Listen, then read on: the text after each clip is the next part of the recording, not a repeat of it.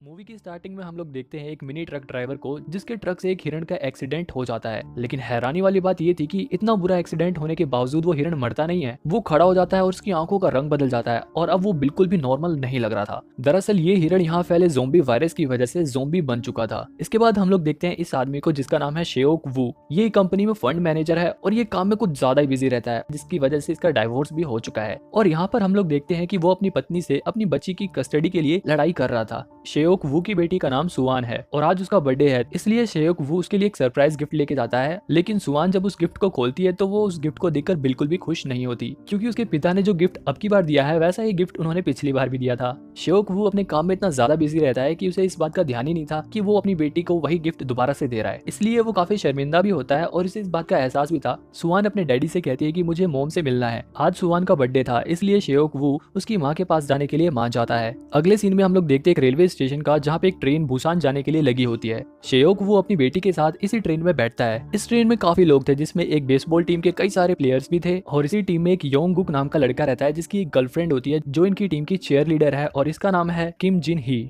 इसके अलावा इस ट्रेन में दो बूढ़ी बहनें भी रहती हैं और एक गरीब होमलेस आदमी भी इसी ट्रेन में रहता है। ये आदमी थोड़ा सनकी सा था। जब इस आदमी से टिकट के बारे में पूछा जाता है तो ये कहता है कि सभी लोग मरने वाले हैं। वहीं इसके अलावा एक और कपल रहता है। ये आदमी एक नॉर्मल आम इंसान की तरह वर्किंग मैन है और इसका नाम है सेंग हुआ। इसके साथ इसकी प्रेग्नेंट बीवी है जिसका नाम है सियोंग कायोंग। जब ट्रेन चलने वाली होती है तभी उस ट्रेन में एक ऐसी लड़की घुसती है जिसके पैर पर किसी ने काटा था। तभी थोड़ी देर में वो लड़की नीचे गिर जाती है। उसे गिरा हुआ देखकर वहाँ की एक अटेंडेंट वहाँ पर आती है और उसकी ये हालत देखकर वो मेडिकल टीम को बुलाती है। दूसरी तरफ शेओक वू के पास उसके असिस्टेंट का कॉल आता है और वो बताता है कि पूरे शहर में दंगे हो रहे हैं। जब भी वो लोग ट्रेन में न्यूज देखते हैं तो न्यूज में पता चलता है कि पूरे शहर में भगदड़ मच चुकी है। लेकिन यहाँ सभी लोगों को ये नहीं मालूम था कि पूरे शहर में ज़ोंबी वायरस फैल चुका है और लोग ज़ोंबी बनते जा रहे हैं। जब भी शेओक वू ध्यान देता है कि उसकी बेटी तो यहाँ पे है ही नहीं, तो वो अपनी बेटी को ढूंढने के लिए चल देता है। वहीं दूसरी तरफ वो लड़की जिसके पैर पर किसी ने काटा था, अब वो ज़ोंबी बन चुकी है और वो उस अटेंडेंट को भी काट लेती है। और तो और वो लड़की बेसबॉल टीम के कुछ प्लेयर्स को भी काट लेती है। इसके अलावा वो अटेंडेंट भी अब ज़ोंबी बन जाती है और अब ये सभी लोग बाकी लोगों को काटते जाते हैं। पूरी ट्रेन में एकदम से भगदड़ मच जाती है। लगभग पूरी बेसबॉल टीम ज़ोंबी में बदल जाती है। जो भी सामने आता है उसे ज़ोंबी काट लेते हैं और वो भी ज़ोंबी में बदल जाता है। बचे कुछ लोग एक कंपाउंड से दूसरे कंपाउंड में भाग रहे थे।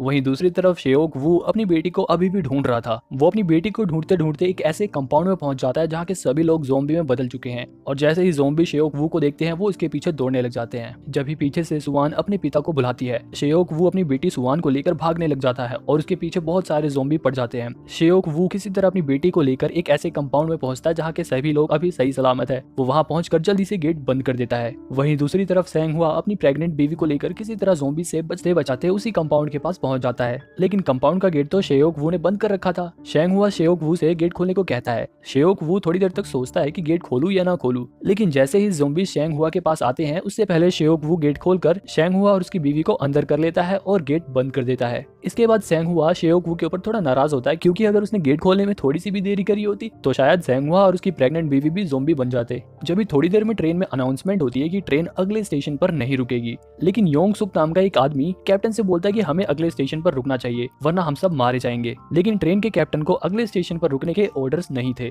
थोड़ी देर में अगले स्टेशन से जब ट्रेन होकर गुजरती है तो हम देखते हैं कि यहाँ पर कई सारे लोग ट्रेन में चढ़ने के लिए ट्रेन को रोकने की कोशिश कर रहे थे, क्योंकि प्लेटफॉर्म पर मौजूद सभी लोगों के ऊपर ज़ोंबी अटैक हो चुका था और वहाँ जितने भी बचे कुचे लोग थे ज़ोंबी उनको चुन चुनकर उनको इन्फेक्टेड कर रहे थे। अब लगभग पूरे शहर में ज़ोंबी वायरस फैल चुका है। इस स्टेशन के बाद ट्रेन में अनाउंसमेंट होती है कि ये ट्रेन अगले स्टेशन पर रुकेगी, क्योंकि वहाँ पर बचे कुचे पैसेंजर की सेफ्टी के लिए मिलिट्री को बुलाया जा चुका है। जैसा कि मैंने आपको बताया था कि शेओक वू एक कंपनी में फंड मैनेजर है, तो शेओक वू की पहुंच थोड़ी ऊपर तक है, इसलिए वो इस बात को कंफर्म करने के लिए अपने सीनियर से फोन पे बात करता है और उनसे पूछता है कि क्या अगले स्टेशन पर उतरना सेफ रहेगा। उसका सीनियर शेओक वू से कहता है कि अगले स्टेशन पर जो भी उतरेगा उसे आर्मी वाले क्वारंटाइन करेंगे। लेकिन शेओक वू अपनी बेटी के साथ कहीं क्वारंटाइन नहीं होना चाहता था, इसीलिए वो अपने सीनियर से रिक्वेस्ट करता है कि कोई और रास्ता नहीं है। उसका सीनियर कहता है कि तुम मेन गेट से मत उतरना, तुम ईस्ट वाले गेट से उतरना, मेरे आर्मी तुम्हें वहीं से पिक कर लेंगे। इसके बाद ट्रेन थोड़ी देर में अगले स्टेशन पर पहुंच जाती है और वहां रुकती है। ये स्टेशन पूरी तरह से खाली था। यहाँ पे कोई भी नहीं दिख रहा था, ना ही मिलिट्री वाले ना ही और कोई। बचे कुछ लोग ट्रेन से उतरते हैं और प्लेटफॉर्म में आगे बढ़ते हैं। यहाँ पर हम देखते हैं कि योंग सुक कैप्टन से रिक्वेस्ट करता है कि हमें यहाँ पर नहीं रुकना चाहिए, यहाँ पर बहुत खतरा है। हालांकि कैप्टन को भी उसकी बात सही लगती है, क्योंकि यहाँ पर मिलिट्री वाले तो छोड़ो बल्कि कोई भी नहीं दिख रहा था। वहीं दूसरी तरफ सभी पैसेंजर मेन गेट की तरफ जा रहे थे, लेकिन शेओक वू अपनी बेटी के साथ सबसे अलग ईस्ट की तरफ जाता है। लेकिन यहाँ पर हम देखते हैं कि वो होमलेस आदमी भी इनके पीछे पीछे आता है, क्योंकि इस होमलेस आदमी ने शेओक वू की बात सुन ली थी। सुआन अपने पापा से कहती है कि हमें बाकी लोगों को भी अपने साथ लेके चलना चाहिए, लेकिन शेओक वो कहता है कि नहीं बेटा, इस वक्त हमें सिर्फ अपने बारे में सोचना चाहिए। सुआन रोते हुए अपने पापा से कहती है कि आपकी इसी वजह से मम्मी भी हमें छोड़ के चली गई, आप सिर्फ अपने बारे में सोचते हो। दूसरी तरफ सभी पैसेंजर मेन गेट की तरफ बढ़ रहे थे कि वहां पर हम देखते हैं कि जितने भी मिलिट्री के लोग थे वो अब ज़ॉम्बी में बदल चुके हैं। इतने सारे ज़ॉम्बी को देखकर लोगों में भगदड़ मच जाती है। कुछ लोगों को ज़ॉम्बी इन्फेक्टेड कर देते हैं और कुछ लोग उनसे अपनी जान को बचाने के लिए इधर उधर भाग रहे थे। वहीं शेओक वो चालाकी में था, लेकिन ईस्ट गेट पर उसका कोई भी आदमी उसे लेने नहीं आता, बल्कि वहां भी मिलिट्री वाले होते हैं और वो भी ज़ॉम्बी में बदल चुके होते हैं। शेओक वो तेजी से भागकर अपनी बेटी के पास जाता है कि जब भी उसकी बेटी के पीछे भी एक ज़ॉम्बी आ जाता है, और जैसे ही वो शुआन को इन्फेक्टेड करने वाला था कि जब भी वहां पर शेंगहुआ आता है और उस ज़ॉम्बी से शुआन को बचा लेता है। इसके बाद बचे कुछ लोग प्लेटफॉर्म से बाहर आ जाते हैं और प्लेटफॉर्म का गेट बंद कर देते हैं ताकि ज़ॉम्बी बाहर ना आ पाए, लेकिन कांच का गेट कब तक ज़ॉम्बी को रोक सकता था। सभी लोग भागकर वापस ट्रेन में घुसने जाते हैं कि जब भी कुछ लोग गलत गेट खोल देते हैं और ट्रेन के अंदर से भी बहुत सारे ज़ॉम्बी बाहर निकल जाते हैं। अब लोग आगे आगे और उनके पीछे पीछे ज़ॉम्बी भाग रहे थे। किसी तरह लोग बचते बचाते एक सेफ कंपाउंड में पहुंचते हैं। यहाँ पर हम देखते हैं कि वो जो दो बूढ़ी बहनें थी, उन दोनों की जान ज़ॉम्बी से बचाने के लिए एक बहन को ट्रेन अटेंडेंट दूसरे कंपाउंड में ले जाती है और उनमें से एक को वो प्रेग्नेंट औरत सुआन के साथ एक दूसरे कंपाउंड में लेकर चढ़ जाती है। जब भी उसी कंपाउंड में वो होमलेस आदमी भी चढ़ जाता है, लेकिन ये लोग जिस कंपाउंड में चढ़ते हैं उस कंपाउंड में बहुत सारे ज़ॉम्बी थे और ज़ॉम्बी से बचने के लिए ये लोग टॉयलेट में छुप जाते हैं। दूसरी तरफ योंग सुक ट्रेन अटेंडेंट को पकड़ के बोलता है कि भाई किसका वेट कर रहे हो, चलो जल्दी वरना हम लोग मर जाएंगे। लेकिन जिन्ही उनसे बोलती है कि अभी मेरे दोस्त प्लेटफॉर्म पर ही हैं, उनको आने दो तब हम चलेंगे। लेकिन योंग सुक बहुत ही मतलबी था, वो ट्रेन अटेंडेंट से लड़के ट्रेन चालू करवा लेता है। वहीं दूसरी तरफ हम लोग देखते हैं कि सेंगहुआ बाकी लोगों के साथ मिलकर उस कांच के गेट को पकड़ के रखे हुआ था ताकि ज़ॉम्बी बाहर ना सके। जैसे ही वो कांच का गेट टूटने वाला था, वो लोग गेट छोड़ के भागने लग जाते हैं, लेकिन भागते भागते योंगुक के दोनों दोस्तों को ज़ॉम्बी इन्फेक्टेड कर देते हैं। शेंगहुआ और शेयोकू उसे संभालते हैं और उसके साथ ट्रेन की तरफ जाते हैं, लेकिन यहाँ पर तो ट्रेन चल चुकी थी और इन तीनों के पीछे बहुत सारे ज़ॉम्बी भी पड़ चुके हैं। अपनी जान बचाने के लिए ये लोग किसी तरह एक खाली कंपाउंड में चढ़ जाते हैं। ट्रेन में चढ़कर योंगुक अपने दोस्त जिनही के पास कॉल करता है और उसे कहता है कि हमारे सभी दोस्त मर चुके हैं और हम कुछ बचे हुए लोग एक कंपाउंड में हैं, हम तुम्हारे कंपाउंड में आने वाले हैं। इसके बाद शेंगहुआ भी अपनी बीवी के पास फोन करता है, लेकिन उसका फोन शुआन उठाती है। शुआन उससे बताती है कि वो लोग जिस कंपाउंड में चढ़े थे उसमें ज़ॉम्बी हैं और उनसे बचने के लिए वो लोग एक टॉयलेट में छुपे हुए हैं, और वो उन्हें बताती है कि वो कंपाउंड नंबर 13 में है, लेकिन शेंगहुआ और ये सब लोग कंपाउंड नंबर 9 में है। अब इन्हें उन तक पहुंचने के लिए 9 से 13 कंपाउंड के बीच के डब्बों को पार करके उन तक पहुंचना होगा। इसलिए ये लोग ज़ॉम्बी से लड़ने की पूरी तैयारी करते हैं और आगे बढ़ते हैं। पहले कंपाउंड में तो ये लोग बड़े जोश से लड़ते हैं और सभी ज़ॉम्बियों को मारते हुए आगे बढ़ते हैं। अगले कंपाउंड में जब ये लोग पहुंचते हैं तो वहाँ पे देखते हैं कि यहाँ पे तो बेसबॉल की पूरी टीम ज़ॉम्बी बन चुकी है।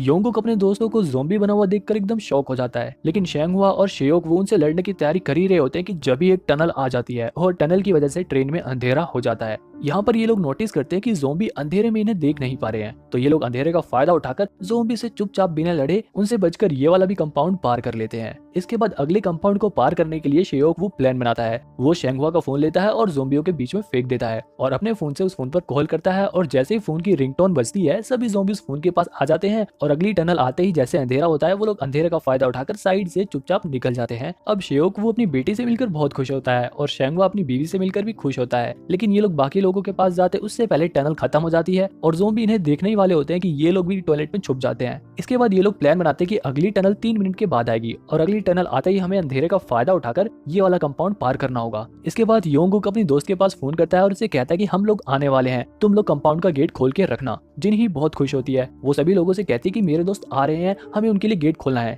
लेकिन योंग सुक गेट खोलने से मना कर देता है। वो कहता है कि क्या गारंटी कि वो लोग अब तक इन्फेक्टेड नहीं हुए, अगर वो लोग इन्फेक्टेड होते हैं तो वो लोग हमें भी इन्फेक्टेड कर देंगे, इसलिए हमें गेट नहीं खोलना चाहिए। बाकी लोग भी उसकी हाँ में हाँ मिलाते हैं और गेट खोलने से मना कर देते हैं। वहीं दूसरी तरफ जैसे ही टनल आती है और अंधेरा होता है, ये लोग अंधेरे का फायदा उठाकर वो कंपाउंड पार कर रहे होते हैं, लेकिन जब तक ये सभी लोग कंपाउंड पार करते तब तक टनल खत्म हो जाती है और ज़ॉम्बी भागे इनकी तरफ आते हैं। दूसरी तरफ योंगुक दूसरे कंपाउंड का गेट खुलवाने की कोशिश कर रहा था, लेकिन यहाँ पर योंगसुक की वजह से कोई भी गेट खोलने को राजी नहीं था। एक तरफ शेयोकवू और शेंगहुआ ज़ॉम्बी को रोक के रखे हुए हैं, तो दूसरी तरफ योंगुक गेट खोलने की कोशिश कर रहा है। वहीं वो बूढ़ी औरत और वो प्रेग्नेंट औरत उस बच्चे के साथ एक जगह सहमे खड़े हैं, लेकिन दूसरे कंपाउंड में किसी भी इंसान को दया नहीं आती, वो लोग गेट नहीं खोलते हैं। लेकिन योंगुक किसी तरह उस गेट को खोल के उस कंपाउंड में घुस जाता है और बाकी लोग भी उस कंपाउंड में चले जाते हैं, लेकिन उन सभी की जान बचाने के लिए शेंगहुआ अपनी जान की परवाह नहीं करता और वो उन ज़ॉम्बी को रोके रखने के लिए वहीं पर रुक जाता है और शेयोकवू से कहता है कि मेरी बीवी का ख्याल रखना। इसके बाद शेयोकवू उसकी बीवी को लेकर और अपनी बच्ची को लेकर उस कंपाउंड से चला जाता है। यहाँ पर हम देखते हैं कि सभी ज़ॉम्बी गेट तोड़कर शेंगहुआ को भी मार डालते हैं, लेकिन यहाँ पर सिर्फ शेंगहुआ ही नहीं मरा था, बल्कि यहाँ पर उस बूढ़ी औरत को भी ज़ॉम्बी मार डालते हैं। दूसरे कंपाउंड में पहुंचकर शियोक वू योंग सुक के ऊपर काफी गुस्सा करता है। शियोक वू उससे कहता है कि अगर तुमने गेट सही समय पर खोल दिया होता तो आज वो बूढ़ी औरत और शेंगवाल जिंदा होते। लेकिन योंग सुक को इससे क्या फर्क पड़ता था, वो तो उल्टा लोगों को भड़काता है कि ये लोग तो ज़ॉम्बी के पास से आए हैं, ये इन्फेक्टेड हो सकते हैं, इसलिए ये हमारे साथ नहीं रह सकते, इन्हें किसी और कंपाउंड में चले जाना चाहिए। बाकी लोग भी यही कहते हैं कि हाँ, इन्हें यहाँ से चले जाना चाहिए।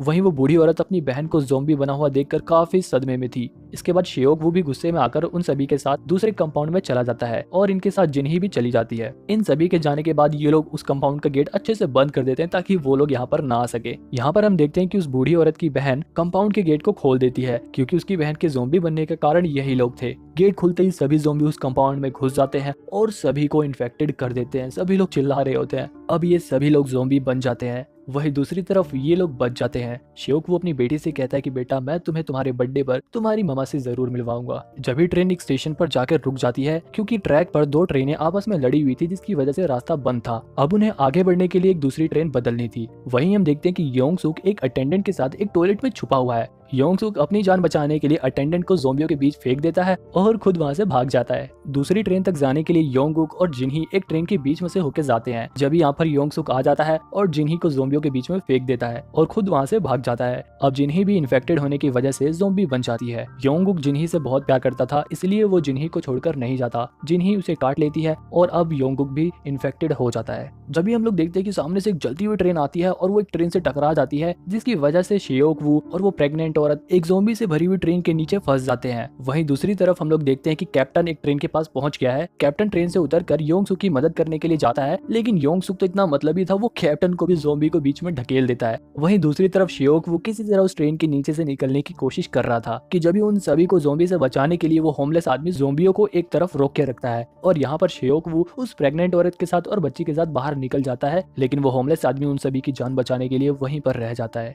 इसके बाद हम लोग देखते हैं कि शियोक वो और वो प्रेग्नेंट औरत सुवान के साथ एक चलती हुई ट्रेन के पीछे दौड़ रहे हैं और उन सभी के पीछे बहुत सारे ज़ॉम्बी दौड़ रहे हैं। इतने सारे ज़ॉम्बी इनका पीछा करते हैं, लेकिन फिर भी ये लोग हिम्मत नहीं हारते और किसी तरह ये लोग ट्रेन पर चढ़ जाते हैं। लेकिन ज़ॉम्बी भी हिम्मत नहीं हारते, वो लोग भी ट्रेन पर लटक जाते हैं, जिसकी वजह से ट्रेन की स्पीड काफी धीरे हो जाती है। शियोक वो किसी तरह से ज़ॉम्बियों की पकड़ से ट्रेन को छुड़ा देता है। लेकिन जब शियोक वो आगे इंजन की तरफ कैप्टन के रूम में जाता है, तो वो देखता है कि कैप्टन के रूम में योंग सुक रहता है और वो भी इन्फेक्टेड हो चुका है। लेकिन योंग सुक अभी पूरी तरह से ज़ॉम्बी नहीं बना है। जब योंग सुक अचानक से शियोक वू के ऊपर हमला कर देता है। शियोक वू योंग सुक से अपने आप को बचाने की बहुत कोशिश कर रहा था, लेकिन योंग सुक शियोक वू के हाथ पर काट लेता है। यहाँ पर हम देखते हैं कि शियोक वू अपने आप को जंजीर में बांध लेता है और योंग सुक को लेकर ट्रेन से नीचे कूद जाता है। योंग सुक तो नीचे गिर जाता है, लेकिन जंजीर से बंधे होने के कारण शियोक वू बच जाता है। शियोक वू को पता था कि अब वो भी इन्फेक्टेड हो गया है। वो फटाफट उस प्रेग्नेंट औरत को और अपनी बेटी सुवान को कैप्टन के रूम में ले जाता है और उन्हें ट्रेन के बारे में कुछ बेसिक सी बातें बताता है। शियोक वो अपनी बेटी से कहता है कि तुम बुसान उतरने के बाद अपनी माँ के पास चली जाना